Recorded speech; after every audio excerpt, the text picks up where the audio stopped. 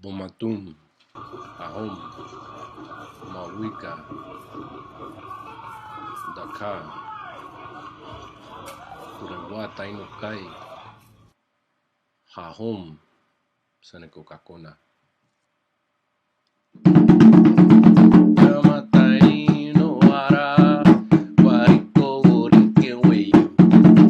Ocama Taino Ara, Omari Wai, Ocama Taino Ara, Wariko Rikewe. Ocama Taino Ara, Wariko Omari Wai, Ocama Taino Ara, Wariko Semakawe. Ocama Taino Ara, Wariko Semakawe. Ocama Taino Ara, Wariko Lokai. Ocama Taino Ara, Wariko Lokai. Ocama Taino Ara, Toma tu matawe. Ocama Taino Ara, Toma tu matawe. Ocama Taino Ara, Toma tu nokao. Ocama Taino Ara, Toma tu nokao. Ocama Taino Ara, Wariko Rikewe. Ocama Taino Ara, Wariko Rikewe.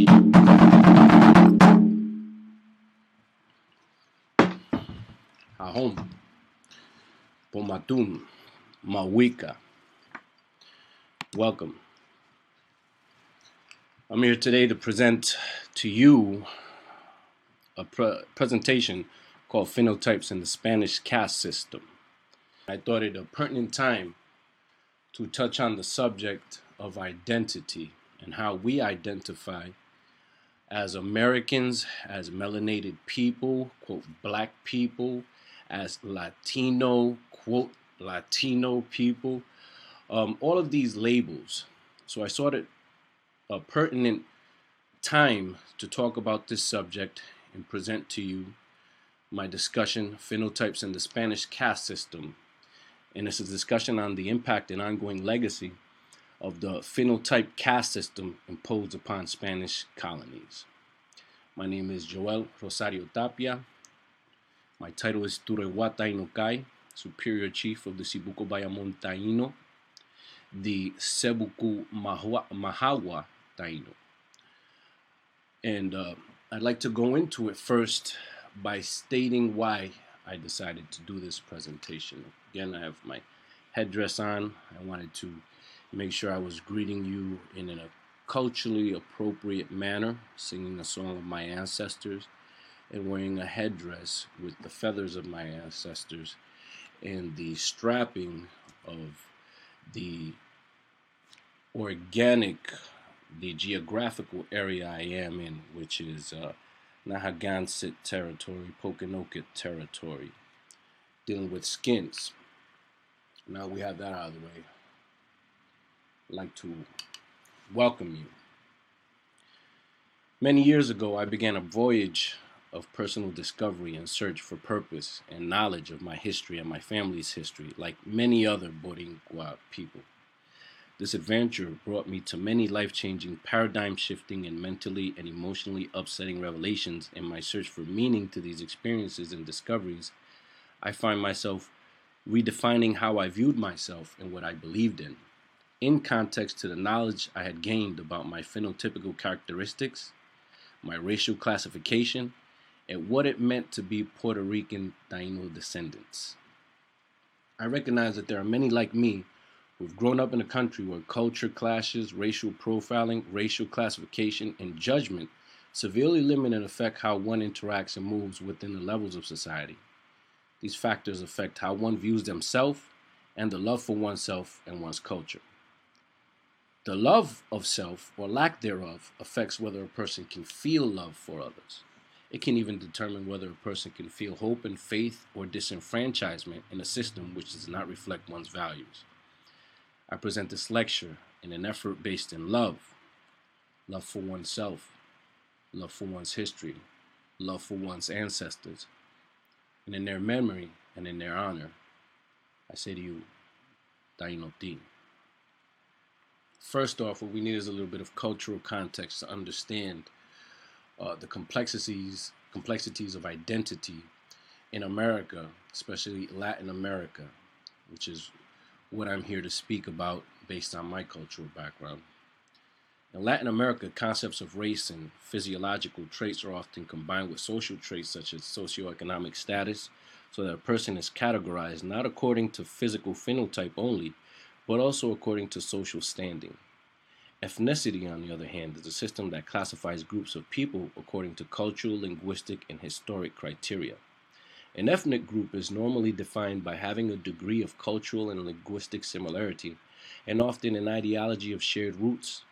Another difference between race and ethnicity is that race is usually conceptualized as a system of categorization where membership is limited to one category and is externally ascribed by others who are not members of that category, without regards to the individual's own feelings of membership, whereas ethnicity is often seen as a system of social organization where membership is established through mutual identification. I recognize you, and you recognize me. Identification between groups and its members.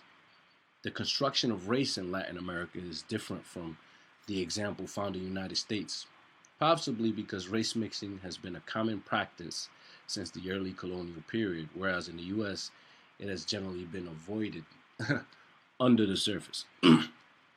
An important phenomenon described for some parts of Latin America, such as Brazil, Puerto Rico, and Mexico, is whitening, or mestizaje, or blanqueamiento, describing the policy of planned racial mixing with the purpose of minimizing the non-white part of the population, or maximizing the, quote, white phenotypical characteristics and making those a judgment as to where an individual lies and what is their mobility upwards within the society.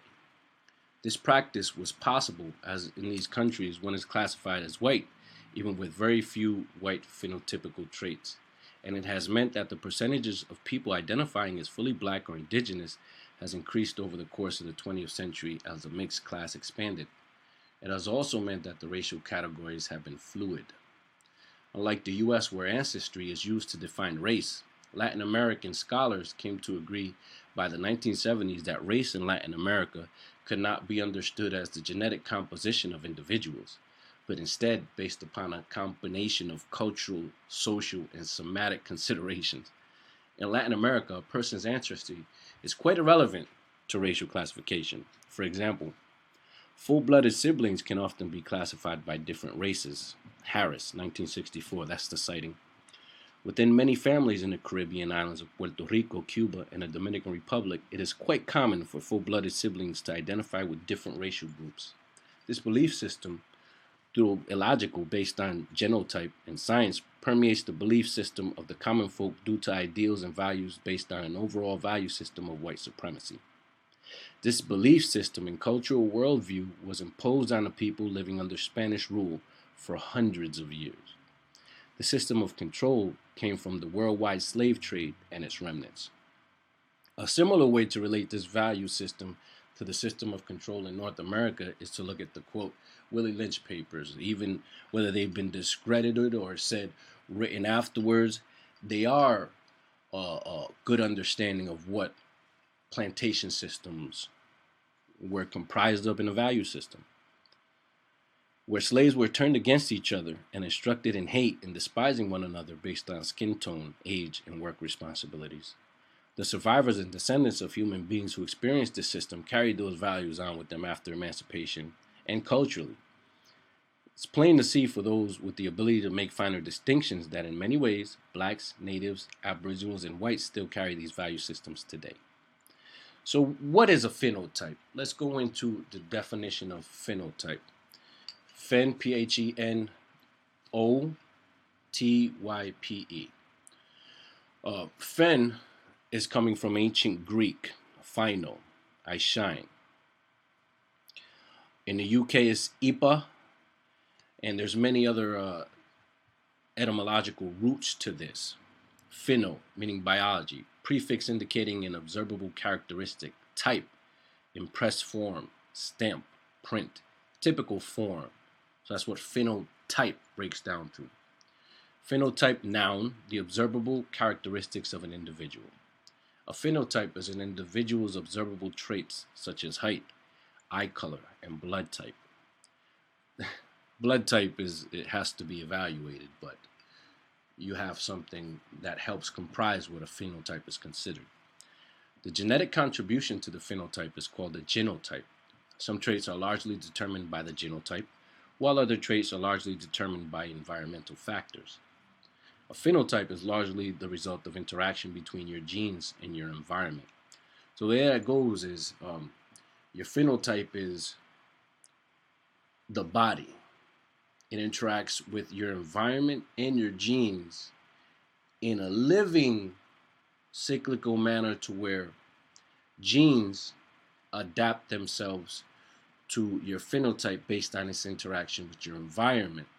So it's living and it's constantly adapting. And we are, as one individual, the composition of millions before us. And this is how our genes work in real time, in living time, within our biology, within our organic chemistry, within who we are, in order to adapt and cause observable physical traits. Question: how does one environment determine the characteristics we can observe in a phenotype? Well, for example, sun exposure in individuals that reside in climates that are prone to a lot of sunlight and radiation develop darker skin, higher in melanin, which provides more protection from high sun exposure. Another question: are there any factors or examples we can see in natural and in human beings of these physiological changes as a result of external environmental factors? Yeah, I mean, for example, if you see someone that prays, for example, a Muslim, folks that bow down, put their forehead onto the ground in prostration, in worship, in making prayer. Over time, a prayer mark is an adaptation to that behavior. Concentration of melanin, toughening skin, creates an observable change in a physical, phenotypical manner. Different observations are folks that are in communities where they're diving.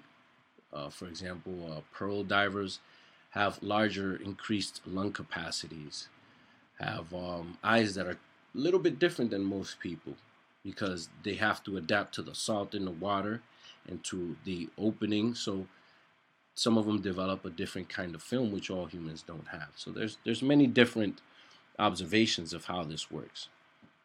Next thing we're going to get into is las castas. So this is a better understanding of what las castas was. It was a system of classifying people that came from a larger empire, from Spain. When you look at where Spain got their societal engineering from, they got it mostly from the Moors, which were North African Berbers who inhabited or took over the Spain and European area peninsula for over 800 years and helped to establish the ruling class and taught them how to run their societies. Here's an excerpt from the book Africans and Native Americans, The Language of Race and the Evolution of Red and Black Peoples, second edition by Jack D. Forbes. As the reader will see, there is hardly a racial term which has a clear and consistent meaning over time and space. For example, the term Indian or Indio has been applied to many people, including the Indians of South Asia, as well as groups found in the West Indies, the Americas, and the East Indies, Filipinos, Chinese, and Japanese, etc. Those were also considered Indians too.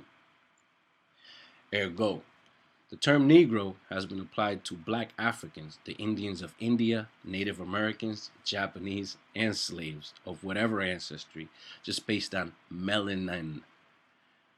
Black has been used for all of the above and for non-whites in general. By the way, in attempting to grapple with the problem of Black, African, Native American mixture, and especially with the question as to what extent African Americans throughout the Americas are part American Indian, it is first necessary to focus upon clarification of such racial or ethnic terms as were used in the colonial and early national periods.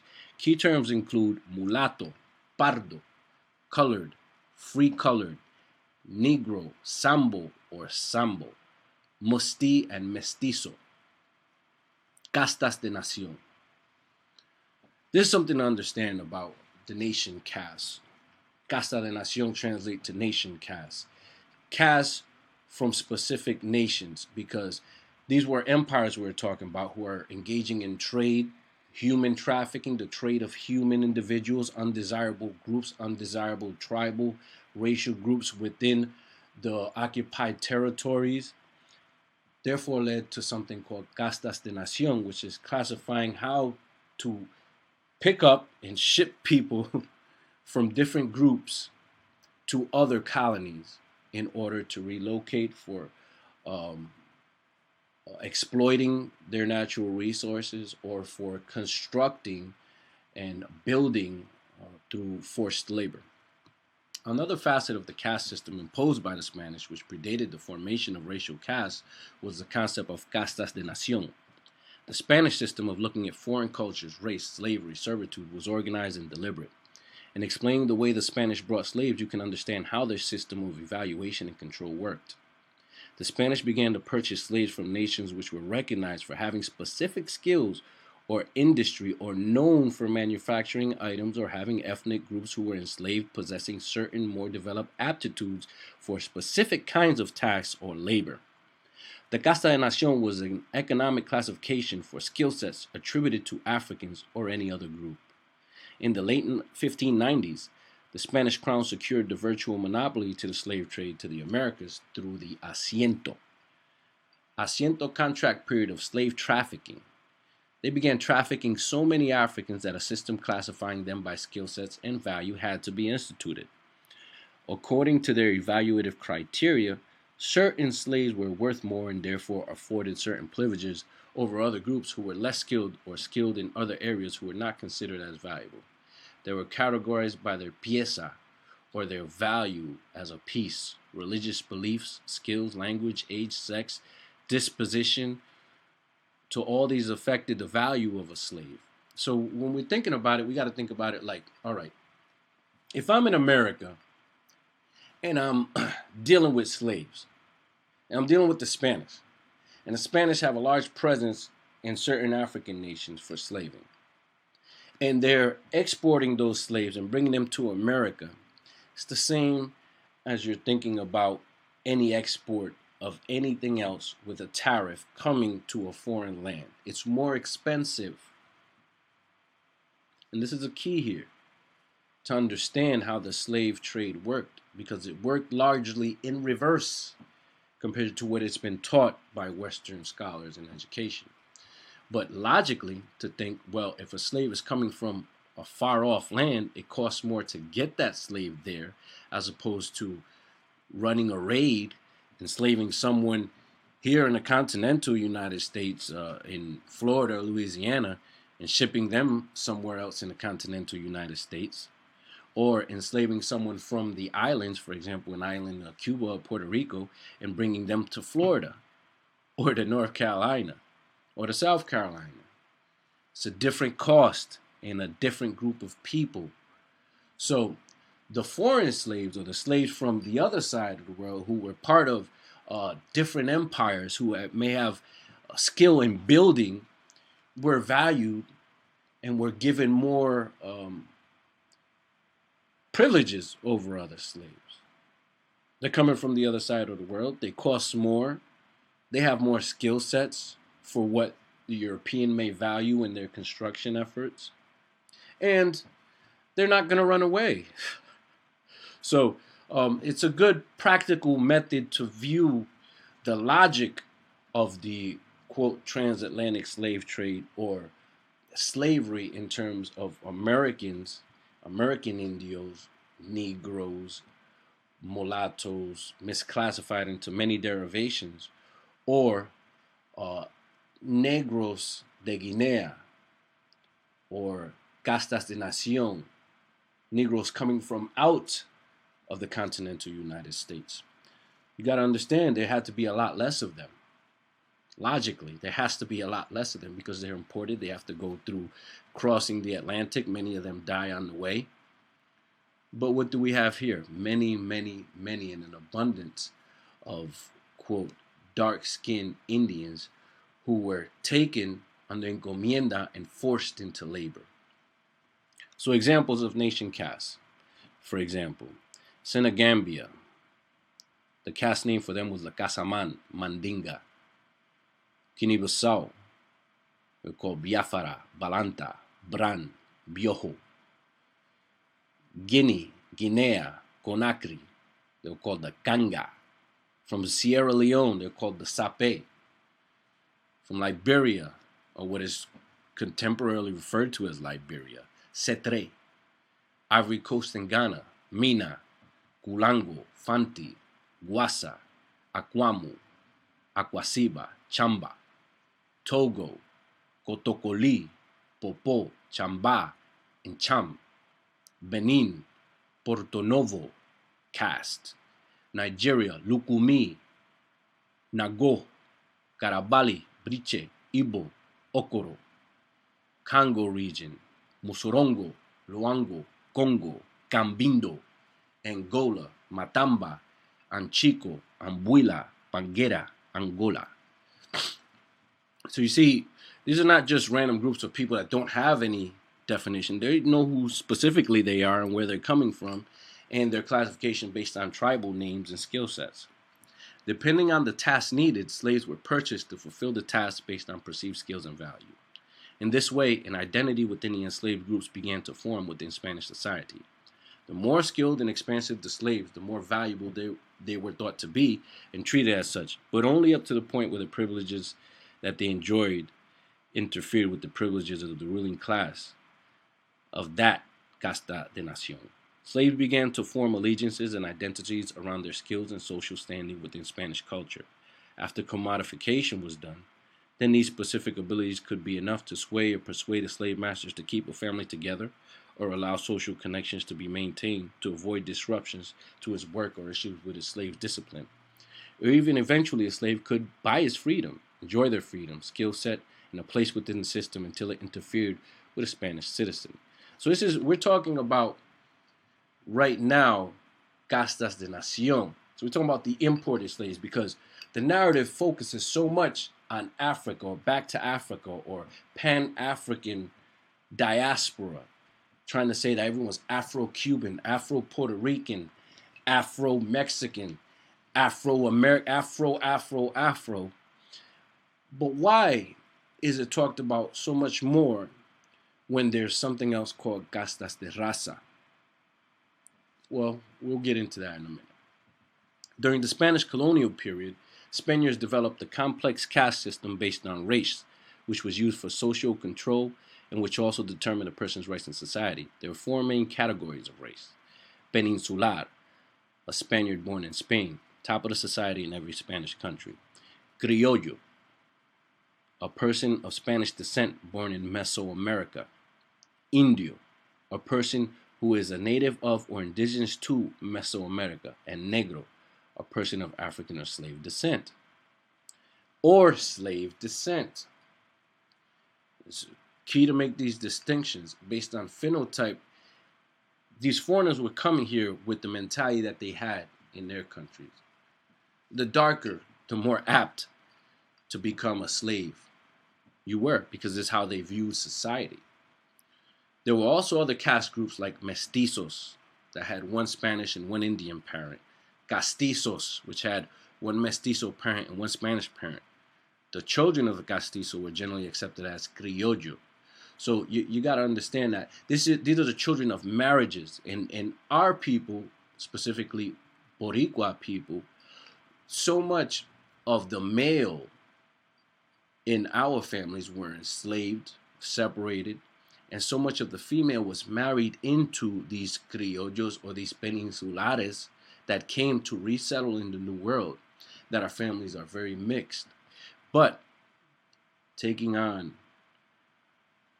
a wife from our Arawakan stock is promoting the Arawakan bloodline. Them coming here is them becoming us. And this is my philosophy on it, but it's an understanding of the maintenance of the matrilineal line, which is how we track our values based on our lines and our lineage, our heritage. So mulatto, mulata, we're usually the ones with one Spaniard and one black parent. Black, again, misclassifying back then, all the way from African to indigenous Black American. If a mulatto was born in slavery, they were considered slaves as well, as unless the mother was free, then they would be free too. So here's another understanding of this. This is in Spanish, so I'm going to translate it. I am going to put up the slides, but so you can understand. From a pure European in America, those were called criollos.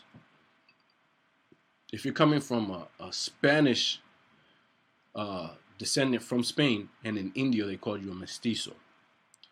If you're coming from a Spanish mixed with an already mixed mestizo, they call you a castizo. And a castizo then marrying again into Spanish was called an español. Indian, known acknowledged American Indian marrying a Negro of any kind was called Sambo, with a Z. With Negro, with a Sambo, or with someone that's considered Negro, whether they're Indian or African, marrying back to Sambo, which is a mixed heritage, Indian and black, or mixed Indian heritage of dark skin, was then called a mulatto. A mulatto marrying with a Espanol or a Hispanic was called a morisco.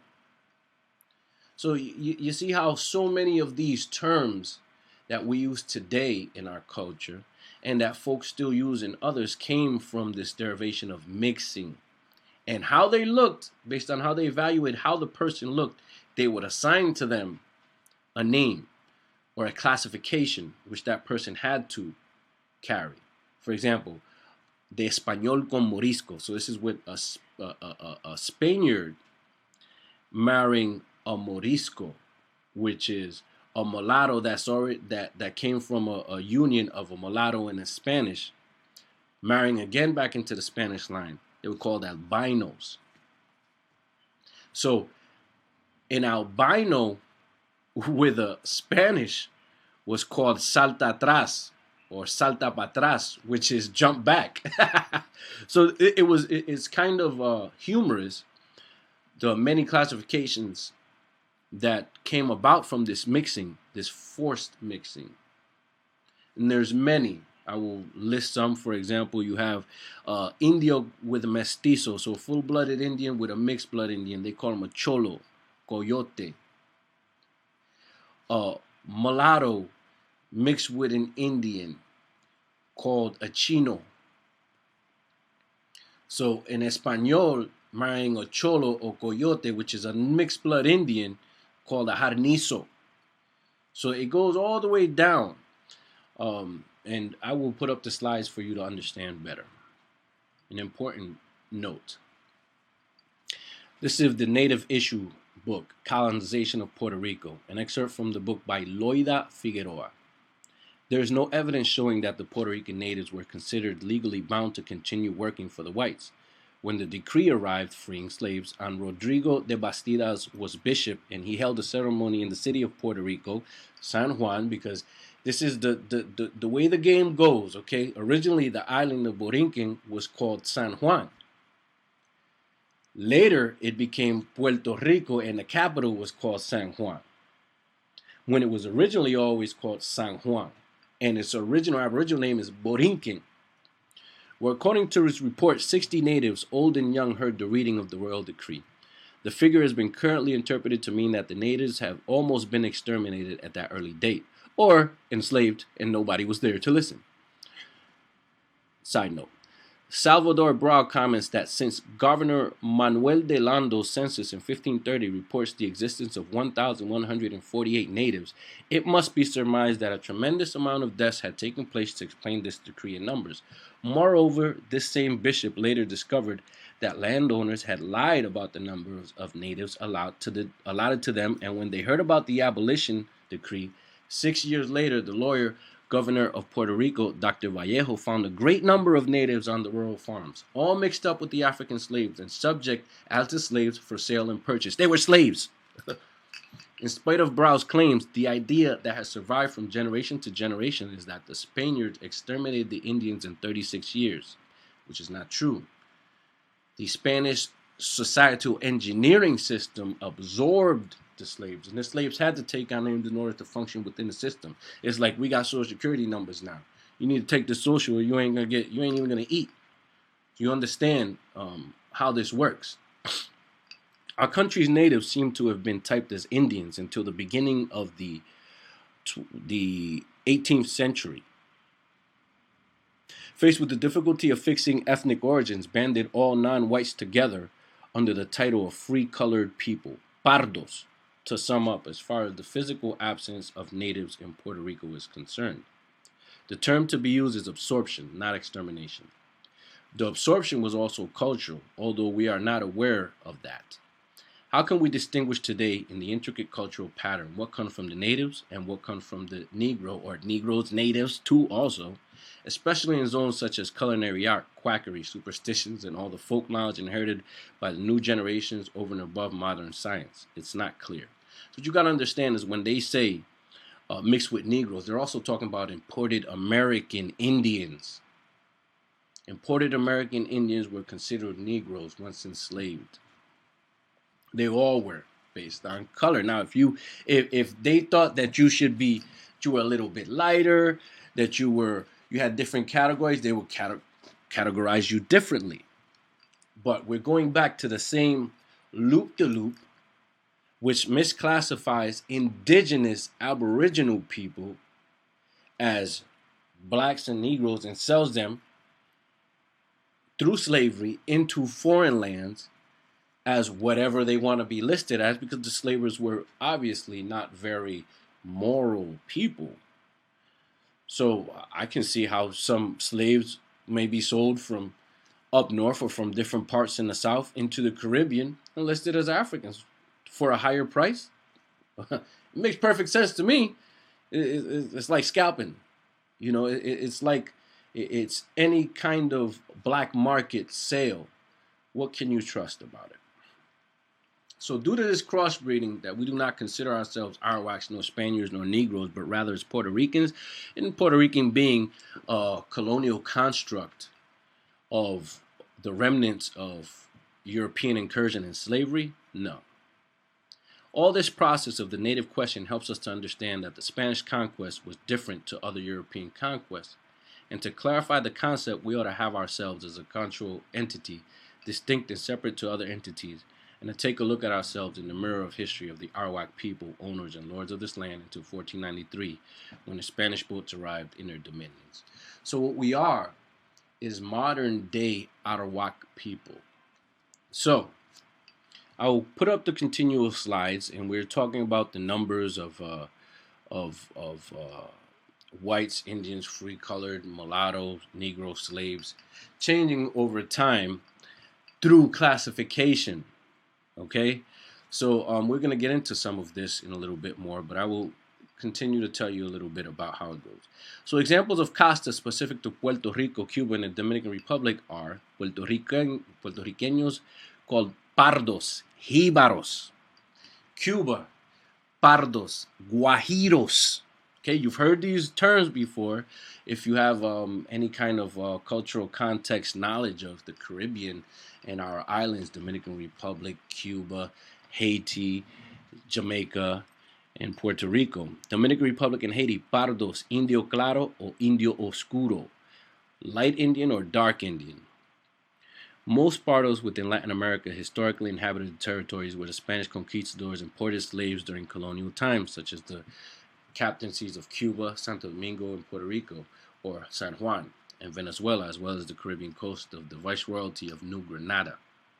So to understand, later on, because we started to become, we're mixed into castes, then homogenized again, they started to say we are jibaros or pardos.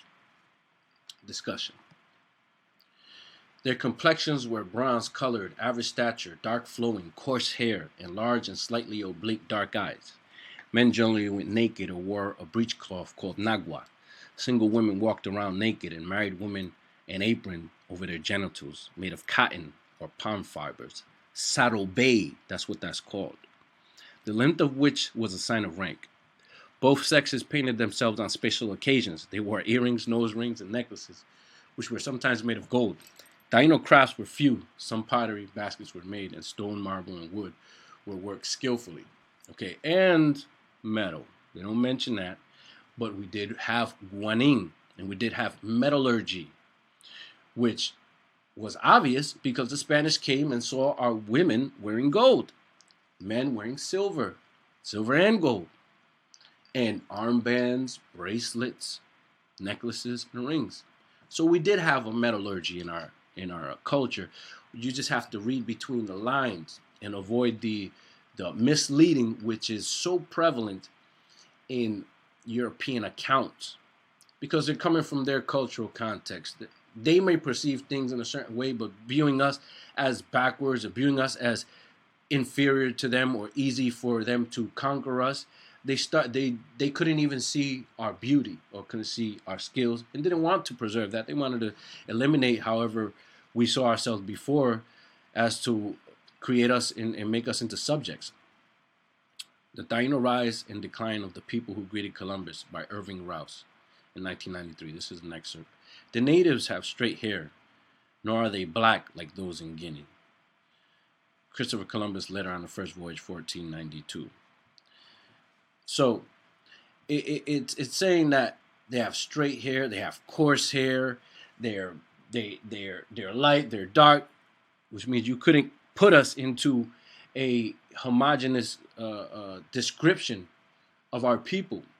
We're united in language and cultural practice, but we came from many hues, many colors, many heritage backgrounds. But this is the way that was done in the Caribbean, Arawak, Dakar, Taino Dakar. Fray Bartolomé de las Casas, Antonio Nebrija, Christopher Columbus, and others have varied descriptions of phenotypical characteristics of Taino, which can easily be explained in genetic variations of all people, including people of color. So, how have the descriptions of native people varied in your estimation? Is it conceivable that all of the variations recorded can be accurate and still be what is typically thought of as Native American, Indigenous, or Aboriginal? Is it possible that some of the way we think of what natives look like today evolved from mixing with Europeans as opposed to what they originally looked like? Is it possible? Ask yourself these questions. I find in the, quote, Spanish, or let me change that, the Taino, Neo-Taino scene in the United States and around the world, emanating a lot from the societal center of New York City.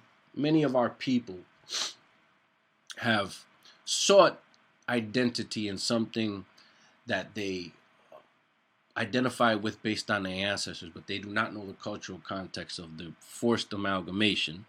And so they take the Indio Claro kind of view of mestizaje and say that this is what it is.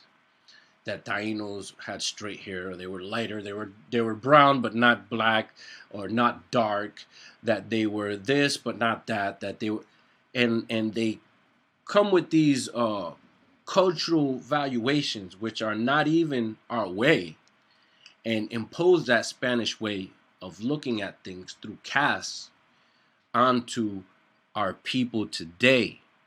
And they impose that onto the view of the value of blackness, negrura, as being inferior, and light-skinnedness as being superior. So something I've encountered much in my affirmations and my claims of Taino-ness through the line of my ancestors, the Kai people, referred to as Cayos, also islands off of the coast of Florida, and also of Kai being island people.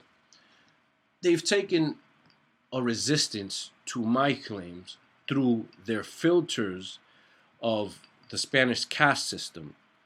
So they object to that I could be Taino and that they don't look like me, so I'm somehow less Taino or less Arawak or less indigenous. Well, I think I have the antidote. Okay, I got the vaccine. This is the quarantine, la cuarentena, y tengo la vaccinación. I got the solution. So if you can obviously think about this all and see how does the Spanish caste system influence how the world is, and does knowing this knowledge influence how you see the world from now on? These are questions to ask yourself, my awakening Taino, Neo-Taino people who are starting to realize that you are who you've been waiting for. You are the descendants of the Aboriginal inhabitants of this land. You are their children. They are your Aracoel, Ocama Aracoel. They are your ancestors. We share the ancestors. They were dark. Some were light. But their blood is what makes us. That's why you see a progressive lightning and a mixing of so many different hues within our own families. We need to stop denying ourselves and recognize that above all else, largely, people came to the Americas and mixed with American women. So we don't owe most of our cultural reference to Africa. We owe it to America. The importation and exportation of slaves occurred for many years because it was practical. In America, North, Central, and South, the exportation and importation of slaves from different areas of America occurred way before there was ever an African slave imported. Practicality. So now, how does that impact the way that you view yourself, knowing that the Spanish caste system was imposed onto our people, and knowing that slaves were classified based on skill sets and status was acquired in that way? Largely, if you can't connect a direct African ancestor in your genealogy and say this person is African because it is listed here that they were African, they always said that they were African, then they're American. I can tell you from my personal example. One example I can show you from is in the history of my grandfather, Eulogio Rosario Guy. Our Puerto Rican people maintain our names, or both sides, the paternal and maternal line, in terms of respect culture, and also comes from some of the Spanish culture, but it also comes from our own. And in respect to that, my grandfather maintained the Cay last name, C-A-Y, okay, C-A-Y. In the original census after the 1898, the war, Spanish-American War, first census that was done, he appears as Eulogio Rosario Cay, C-A-Y. Subsequent census, every 8 to 10 years after that, they had misspellings where they were recording the name as C-A-I-Z, C-A-E-Z, and this led to some confusion in my own family as to how it was written, because the descendants, he had 11 children, all descendants, and over time they adopted these names, so this is how they were listed, or how societally it was viewed or valued more to be. And they adopted these last names. But it is said that my grandfather had a plaque with his whole name on there, spelled C-A-Y. It said and understood that he was very proud, considered himself an Indian, walked around with the machetes, macheteros, practiced that guasabara, machete fighting, knife fighting, evolving from fighting with the macana.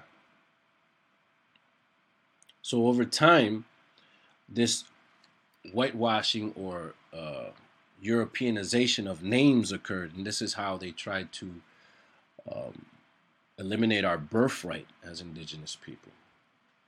So, bearing all of this in mind, consider, do your own studies. I recommend the book Africans, Native Americans. I'll give you an idea. Historia PR, WordPress. You can find some information there. Tainotribe.org, the Hatibonico tribe. You can look on Wikipedia and top Puerto Rico and all of these things, but you can find a lot of resources as far as information about your ancestors and doing your genealogy and tracing your background. You can go into the Smithsonian. They have they've had recent exhibits on Taino culture. You can look at the NativeHeritageProject.com and many other books. For example, Africa in the Americas, Culture, Politics, and History. Richard M. Wang, Bound Lives, Africans, Indians, and the Making of Race in Colonial Peru, to give you an idea of what their nation castes were, because all of our nations in America, quote, Latin America, went through this. The Taino Rise and Decline of the People Who Greeted Columbus by Irving Rouse, very famous book. The Native Issue Book, Colonization of Puerto Rico by Loida Figueroa. Africans and Native Americans, The Language of Race and the Evolution of the Red Black Peoples, second edition by Jack D. Forbes. Christopher Columbus' Letter on the First Voyage, 1492. And you can find these resources and come to me for any resources at TAPIAUNO and the number 1 at Tapia101 on Instagram, YouTube, and Twitter. You can also find us at the Sibuko Bayamon Taino Tribe Facebook page. You can look also for FANA America, the Federation of Aboriginal Nations of the Americas, on Facebook. And you can also look at Aboriginal American Truths as resources. Thank you very much. Hahom, Bomatum, Mawika, Ocama Kwayari, Daneke Bohio, Wariko, Choreto. Kwayari Ocama, Ocama Kwayari. Hear me, my people. Come into the roundhouse. Come into abundance. The abundance of knowing who you are, knowing your heritage and your birthright. Hahom.